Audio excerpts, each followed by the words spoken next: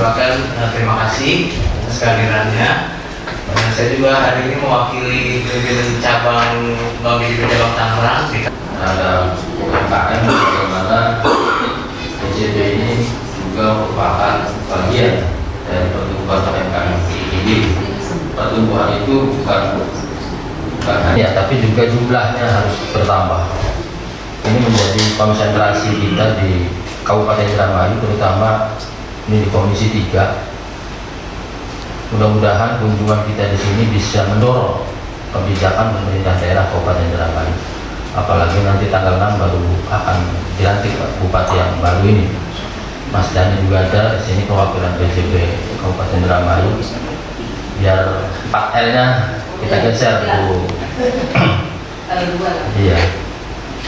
Digeser, kira-kira ada UMKM lain, dan saya kira potensinya di Indramayu sangat banyak sekali ya.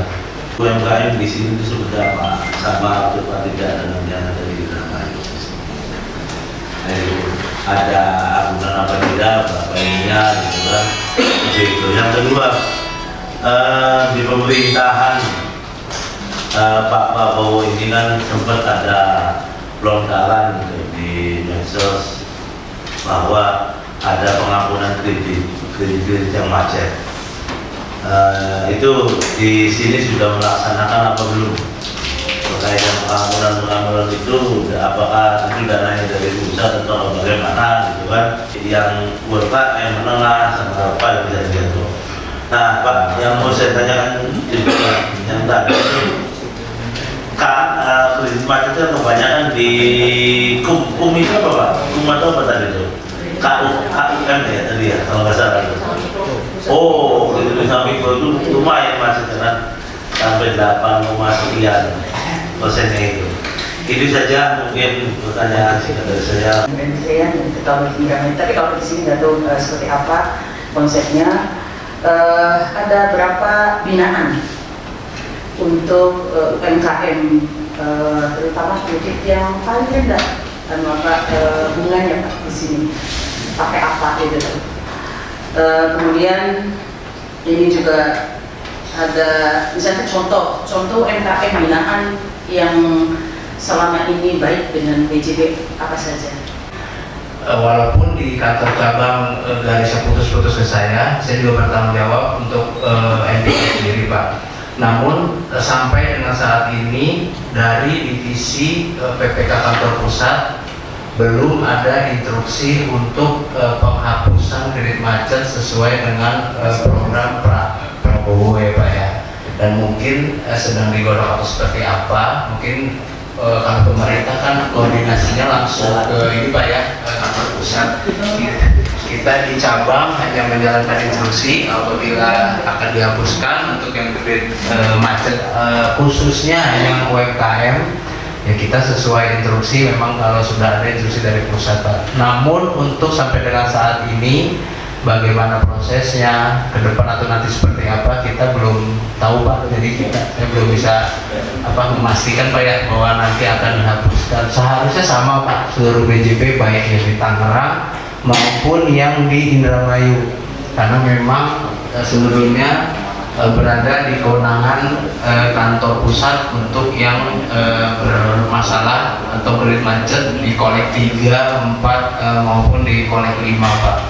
Mungkin itu Pak untuk jawaban yang tadi yang penghapusan kredit macet ya Pak ya. Mungkin untuk sisanya bisa dengan Pak Ali dibantu Pak. Itu tentang sistem kredit UMKM. Sedikit yang bisa saya jelaskan di sini. Jadi di UMKM itu kita ada beberapa produk Bapak Ibu. Yang pertama yang paling diincar ataupun yang paling murah bunganya itu adalah KUR. Nah, kenapa murah? Karena KUR ini adalah subsidi dari pemerintah. Nah, untuk KUR sendiri dibagi lagi menjadi beberapa. Yang pertama itu ada SUMI atau Super Mikro. Nah, Super Mikro ini bunganya 3%. 3%. Nah, plafonnya hingga 10 juta. Ada yang namanya kredit KUKM. Nah, KUKM ini untuk pengajuan di atas 500 juta hingga 5 miliar. gitu. Nah jadi per segmennya itu dibagi-bagi menjadi beberapa segmen sesuai dengan plafon dan ketentuan dari kreditnya. Jadi ada 3, yang pertama KUR, yang kedua KMU, yang ketiga KUKM gitu. Nah terus menjawab pertanyaan yang ketiga tadi, kenapa NPL-nya di KUKM itu lebih gede dibanding yang lainnya gitu. Nah kalau di KUKM karena plafonnya itu lebih dari 500 juta, otomatis kalau dia nge-flow dari kolektibilitas lancar itu akan menambah NPL-nya lebih besar daripada pengajuan yang di bawah 500 juta. Saya menyelipkan satu pertanyaan aja, yang memang ini hampir akses kami dari DPRD itu terhadap perusahaan BJB ini mungkin tidak terlalu dibuka ya oleh pemerintah daerah terkait dengan penyaluran CSR. Itu kalau di sini seperti apa mekanismenya ya? Penyaluran CSR itu apa memang koordinasinya satu arah dengan pemerintah daerah atau memang ya bebas independen kemana pun ya? Mungkin pengen dapat gambaran di sini.